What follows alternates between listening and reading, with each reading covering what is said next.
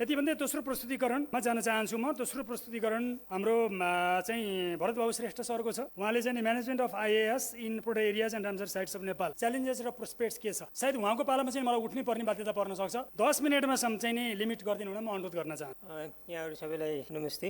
Session sir, moderator sir, अब मैले छोटकरीमा मेरो प्रस्तुति चाहिँ यो प्रोटेक्टेड एरिया र रामसर साइटसँग सम्बन्धित छ। अब सायद प्रोटेक्टेड एरियाको रामसर साइटको वेटल्यान्डको भ्यालु, बायोडाइभर्सिटी कन्जर्भेसनमा, लाइभलीहुडमा, इकोसिस्टम सर्भिसको बारेमा खासै मैले भनिराख्नु नपर्ला। तर अब त्यसमा थ्रेटको लेभल हेर्ने हो भने प्रोटेक्टेड एरियामा अरू थुप्रै थ्रेटहरू छन्। इन द मेन टाइम अहिले चाहिँ इन्भेजिभ एलियन स्पेसिसको थ्रेट चाहिँ ग्लोबल्ली र त्यस पछाडि लोकल लेभलमा पनि निकै बढेका कुराहरू हामीले हिजो जस्तै नै कुरा गरिराखेका छौँ। जस्ट स्न्यापसट सिनारियोको लागि मैले दुईवटा फोटोग्राफ राखेँ। दुवै पर्सा नेसनल पार्कको हो र यिनीहरू इम्पोर्टेन्ट वाइल्ड लाइफ हेबिटेट हुन्, तर अलमोस्ट सिङ्गल इन्भेजिभ स्पेसिस। उतापट्टि हेर्ने हो भने बन्सिलाम र त्यस पछाडि यतापट्टि हेर्ने हो भने ल्यान्टाना क्यामेराले अलमोस्ट मोर देन 90% ढाकेको छ होइन। अब यसले स्केल अफ प्रब्लमलाई अलिकति रिफ्लेक्सन गर्ला। अब वेटल्यान्डमा बेसिकली रामसर साइटको केसमा हेर्ने हो भने पनि globally one of the important थ्रेटको रूपमा लिइन्छ र त्यस पछाडि त्यसको म्यानेजमेन्ट पनि गर्ने भन्ने छ। र मैले एउटा दुईवटा फोटोग्राफ फेरि यहाँ देखाएँ र जसले चाहिँ हाम्रो रामसर साइट हो रे, एउटा कोसीटप हो, त्यस पछाडि अर्को यो पोखरामा इन्भेजिभ स्पेसिसको प्रब्लम त्यसलाई मैले जस्ट रिफ्लेक्सन मात्रै गराउन खोजेको। र अब अहिलेको स्टाटस हेर्ने हो भने इन्भेजिभ एलियन स्पेसिसको प्रोटेक्टेड एरियामा हामीले हेर्ने हो भने अब नेपालमा लगभग अहिलेसम्म 230वटा भन्दा बढी alien species naturalize in wild है, तिनीहरू इन्भेजिभ होइनन्। त्यो मध्ये लगभग 147वटा अर्थात् मोर देन 2/3 स्पेसिस चाहिँ प्रोटेक्टेड एरियामा देखिएको छ।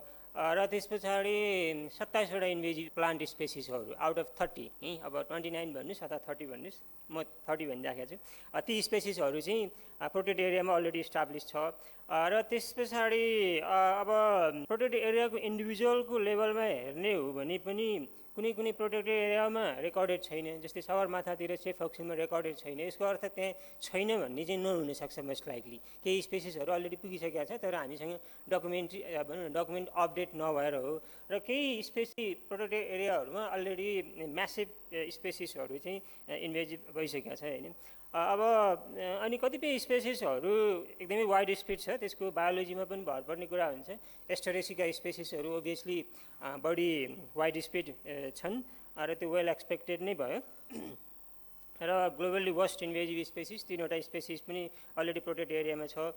र अब हामीले अलिकति एनिमलतिर जाने हो भने एनिमलको डेटाबेस एकदमै विक छ र अपडेटेड पनि भइराखेको छैन होइन। अब प्रोटेक्टेड एरियामा हेर्ने हो भने तपाईँहरू सबैलाई थाहा छ हाम्रो वाइल्ड लाइफ मेगाफाउनाहरू अथवा म्यामल्समा हाम्रो रिसर्च फोकस छ र लोवर भर्टिब्रेट स्पेसिसहरू इन्भर्टिब्रेटको इभन हामीसँग चेकलिस्ट पनि छैन। म्यानेजमेन्ट प्लानमा तपाईँले चेकलिस्ट हेर्नुभयो भने चेकलिस्टहरू हाइली इन्कम्प्लिट छ, कतिपयमा त्यो टपिक्स नै छैन होइन। तैपनि केही फिसहरू चाहिँ अलरेडी रिपोर्टेड छ, जस्तै कोसीटपुमा 6-7वटा एलियन फिसहरू रिपोर्टेड छ। अब एनिमलको केसमा हेर्दा हामीसँग केही पनि डेटा रहेनछ खास प्रोटेक्टेड एरियामा। नेसनली पनि छैन प्रोटेक्टेड एरिया माथि नभइकन, तर ग्लोबल डेटाबेस हेर्दाखेरिमा धेरै नै इन्भर्टिब्रेट अथवा इन्सेक्टहरू चाहिँ इन्भेजिभ छन्, एलियन छन्। त्यो हुँदाखेरिमा हुनसक्छ भन्ने एजुम्सन गर्न सकिन्छ होइन। अब एडिसनल इफोर्ट अलिकति चाहिएला भन्ने। अब प्रोटेक्टेड एरियामा चाहिँ अब कहाँ चाहिँ बढी यो प्रोबाबल प्रेसर अथवा इन्भेजिभ स्पेसिस आउन सक्ने प्रोबाबिलिटी के छ भन्ने यसका नाप्ने तरिकाहरू विभिन्न छन्। एउटा मेजरलाई हामीले युज गरेका छौँ र यो हेर्दाखेरिमा चाहिँ अब अलिकति हाम्रो तराईको जस्तै चितवन नेसनल पार्कमा सबभन्दा बढी स्पेसिसहरू पुग्न सक्ने सम्भावना रहेछ। त्यहाँ टुरिस्टहरूको फ्लोको कारणले गर्दा, हेबिटेट सुइटेबिलिटीको कारणले गर्दा। र अर्को चाहिँ शिवपुरी जुन चाहिँ हाम्रो सेटलमेन्ट अथवा काठमाडौँको नजिक छ र त्यहाँ पनि स्पेसिसहरू पुग्न सक्ने बढी सम्भावना छ। उतापट्टि सानो एउटा त्यो कृष्णसार पनि देखिया छ, त्यो चाहिँ हाई थ्रेट भएको देखिन्छ होइन। अनि त्यस पछाडि अरू चाहिँ माउन्टेनको लोल्यान्डको पनि मोडरेट थ्रेट देखिन्छ। अनि हामीले स्पेसिस डिस्ट्रिब्युसन पनि मोडलिङ पनि गरेका थियौँ होइन। त्यो हुँदाखेरिमा एउटा इम्पोर्टेन्ट मेसेज चाहिँ के छ भने जहाँ चाहिँ रातो देखाइएको छ त्यो भनेको चाहिँ स्पेसिसको लागि त्यो एरिया सुइटेबल छ, तर अहिले स्पेसिस चाहिँ त्यहाँ छैन। हो भनिसकेपछि यसले चाहिँ के देखाउँछ भने there is some opportunity for प्रिभेन्सनको लागि अपर्च्युनिटी छ है भन्ने, अथवा इम्टी स्पेस छ इन्भेजिभ स्पेसिसको लागि र हामीले त्यसलाई अलिकति अपर्च्युनिटी पनि त्यसले दिन सक्छ भन्ने छ होइन। अब हामी अलिकति रामसर साइटमा जाने हो भने एकदमै सिस्टमेटिक एसेसमेन्ट त भएको छैन, जस्ट मैले केही अभाइलेबल इन्फर्मेसन प्लस पर्सनल एक्सपिरियन्सको आधारमा कुनै कुनै स्पेसिसहरू कहाँ कहाँ छन् भन्ने यो जस्ट टिक मार्क मात्रै लगाएको छु। कुनै कुनै एरियाहरू जस्तै कोसीटप्पु, त्यस पछाडि यो पोखरा लेक क्लस्टरमा हाम्रो वेटल्यान्डमा पाइने सबै नै स्पेसिसहरू त्यहाँ चाहिँ पाइँदो रहेछ है। अनि अब मैले एउटा केस एक्जाम्पलको रूपमा चाहिँ यो पोखराकै सिनारियो यहाँ देखाएको छु र यसमा चाहिँ सानो एउटा टेक्स्ट लेखिएको छ इन्भेजिभ स्पेसिसको थ्रेटको लेभल के होला भन्ने। र फिसको कुरा हामीले बिहान पनि गऱ्यौँ र यो म्यानेजमेन्ट प्लानमा क्लियरली लेखाएको छ कि त्यो कन्ट्रोल चाहिँ अलिकति प्रब्लमेटिक छ। र अनि मैले बिहान हाम्रो टेक सरसँग डिस्कस गरेर इस्यु यही हो कि त्यसमा स्पष्ट रूपबाट उहाँहरूकै रिसर्चको आधारमा 42% डिक्लाइन भन्ने कुरो चाहिँ त्यहाँ लेखेको छ। र पछिल्ला रिसर्चहरू अब्जर्भेसनहरू कम्युनिटी रिफ्लेक्सनले पनि त्यो प्रब्लमको स्केललाई चाहिँ देखाएको छ। अब म्यानेजमेन्टमा हामीले के गरिराखेका छौँ भनेर मैले सामान्य रिफ्लेक्सन मात्रै गर्छु है। अलरेडी यो हामीसँग प्रोटेक्ट एरिया म्यानेजमेन्ट स्ट्राटेजी छ र त्यसले इन्भेजिभ स्पेसिसलाई वान अफ द इम्पोर्टेन्ट थ्रेटको रूपमा आइडेन्टिफाई गरेको छ। र साथसाथै अब मैले चितवन नेसनल पार्कको एउटा एक्जाम्पलको रूपमा लिएको छु। म्यानेजमेन्ट प्लान अब मैले सबभन्दा रिसेन्ट भेटाएको यही नै हो र यसमा चाहिँ सेकेन्ड पोइन्टमै इन्भेजिभ स्पेसिस कन्ट्रोललाई हाइलाइट गरिएको छ है। अरू प्रोटेक्टेड एरियामा अब्जेक्टिभमै राखिएको छैन, तर चितवनमा चाहिँ यो अब्जेक्टिभमा राखिएको छ। त्यसले पनि त्यहाँको थ्रेटको स्केललाई चाहिँ रिफ्लेक्सन गर्छ होइन। अब अर्को चाहिँ मैले पोखराको रामसर साइट लेक क्लस्टरको एक्जाम्पलको रूपमा यहाँ लिएको छु र त्यसमा पनि एउटा formulation and implementation of plan for controlling invasive species भन्ने छ। अब एउटा यहाँहरू सबैको मैले एउटा काइन्ड एटेन्सनको लागि यहाँ एउटा के छ भने कि त्यो टेक्स्टमा लेखिएको कुरामा एउटा वर्ड यो टङ स्लिप हो अथवा इन्टेन्सनल हो, आई एम नट स्योर है।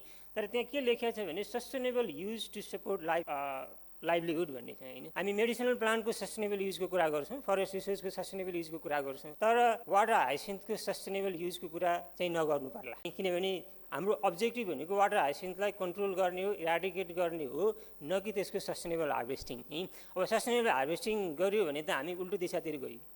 त्यसले गर्दाखेरिमा यो कुरा अब हाम्रो पोलिसी डकुमेन्ट अब एक खालको स्ट्राटेजी भने पोलिसी डकुमेन्ट नै मान्ने छ कि अब यसलाई अलिकति हामीले ख्याल गर्नुपर्ने हुन्छ होला।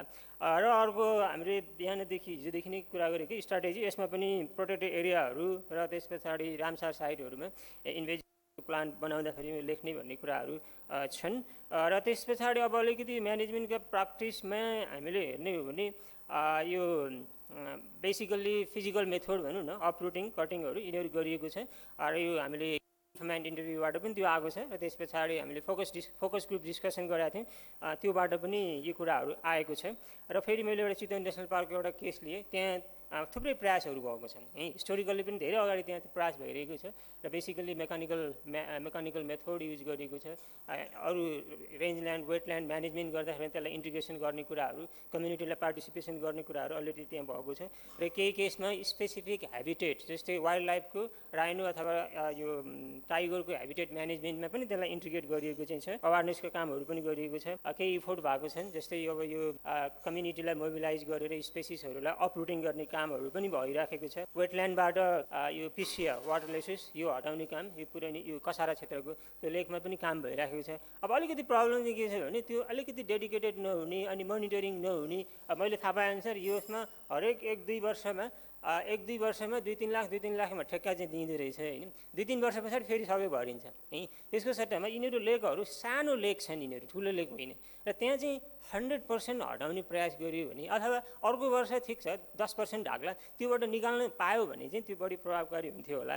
अनि यहाँहरूले सायद धेरैलाई थाहा छ यो कुराहरू, धेरै अगाडि माधव कुमार नेपाल प्रधानमन्त्री हुनुहुँदाखेरिमा त्यहाँ हाम्रो चन्दा राणा भन्ने हुनुहुन्थ्यो, त्यहाँ बिचमा क्याप लगाउनु भएको छ, उहाँले लगेर उखाल्न लाग्नुभयो। त्यसले अलिकति मिडियामा पनि आयो, त्यसले अलिकति अवेरनेस पनि क्रिएट गरिराखेको पनि छ। र साथसाथै अब अलिकति प्र्याक्टिसको कुरा गर्दाखेरिमा रामसार साइटहरूमा नि हटाउने प्रयास गरिएको छ। त्यहाँ समय खर्च भएको छ, पैसा खर्च भएको छ, तर समस्या के भइराखेको छ भने त्यहाँ अलिकति एउटा त्रुटि भएको, अलिकति इफोर्ट पुगिराखेको छैन। हामीले छेउमा ल्याएर राख्यो, त्यस पछाडि बिस्तारै फेरि त्यहीँ फैलिन्छ हो भने यसपछि अब यो आखिर यो त वेस्ट इफोर्ट चाहिँ हामीले वेस्ट गरिराखेका छौँ कि भन्ने जस्तो लाग्छ होइन। सानो सानो अलिकति थप्यो भने त्यो प्रभावकारी हुन सक्थ्यो होला। र त्यसले गर्दा इफेक्टिभनेस इन जनरल हेर्दाखेरिमा चाहिँ हाम्रो अलिकति स्पोराडिक र सर्ट टर्म छ र अनि इन मेनी केसेस चाहिँ त्यो साइन्स अथवा बायोलोजी अथवा इकोलोजीले चाहिँ इन्फर्म नगरेको जस्तो देखिन्छ र त्यसका मैले आधारहरू के आधारमा हामीले त्यो भनेका भन्ने कुराहरू मैले राखेको छु होइन। त्यस्तै च्यालेन्जेसहरूमा हामीले अलिक अगाडि एउटा कन्सल्टेसन नेसनल लेभलको कन्सल्टेसन पनि गरेका थियौँ। त्यहाँबाट आएको ऱ्याङ्किङको आधारमा पनि यो फाइनेन्सियल रिसोर्स र साइन्टिफिक नलेज चाहिँ मोर ब्यारियरको रूपमा लिएको छ। तर मलाई अलिकति यसमा के पनि लाग्छ भने साइन्टिफिक नलेज सबै कुरो नेपालमै जेनेरेट भइराख्नुपर्छ भन्ने जरुरी छैन। आउटसाइड प्रोटेक्ट एरियाको हुनसक्छ, इन्डियाको हुनसक्छ, अन्यत्रको पनि त्यो चाहिँ हामीले युटिलाइज गर्न सकिन्छ है।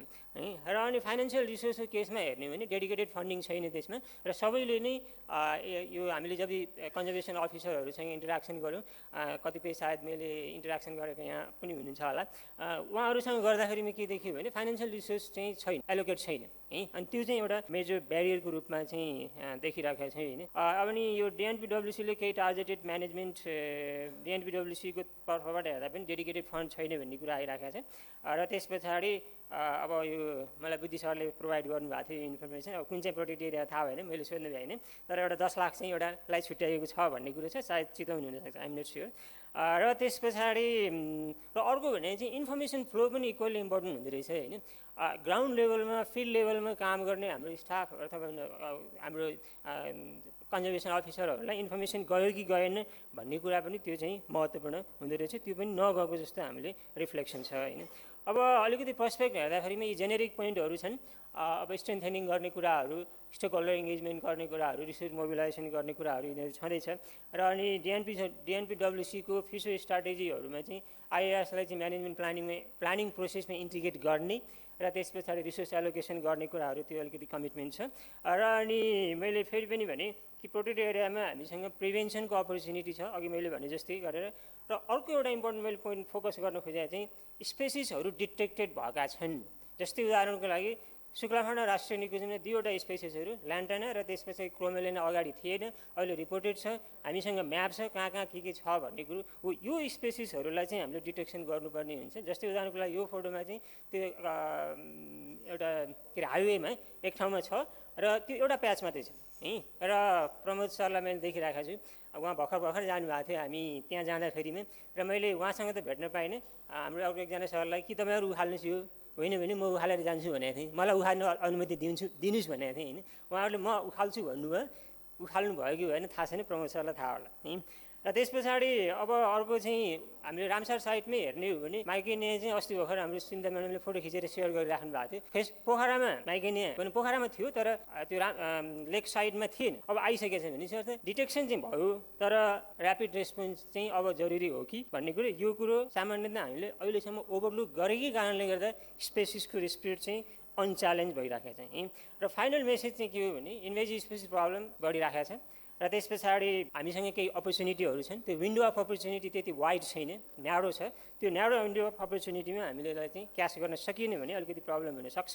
र त्यसले गर्दाखेरिमा early detection and rapid response मैले चाहिँ प्रायोरिटाइज चाहिँ यो गर्न खोजिरहेको छु कि स्पेसिस पुगिसकेको छ र अर्ली स्टेजमा गएको छ भन्ने कुरा हामीले थाहा पाइसकेका छौँ भने अब ऱ्यापिड रेस्पोन्सलाई ढिलो नगरौँ, किनभने प्रोटेक्टेड एरियामा चाहिँ अन्यत्र कृषि क्षेत्रमा जस्तो गरेर म्यानेज गर्न सकिँदैन यदि पछि भविष्यमा समस्या भइहाल्यो भने। र अब अरू कुराहरू लगभग जेनेरिक कुराहरू छ। Thank you very much.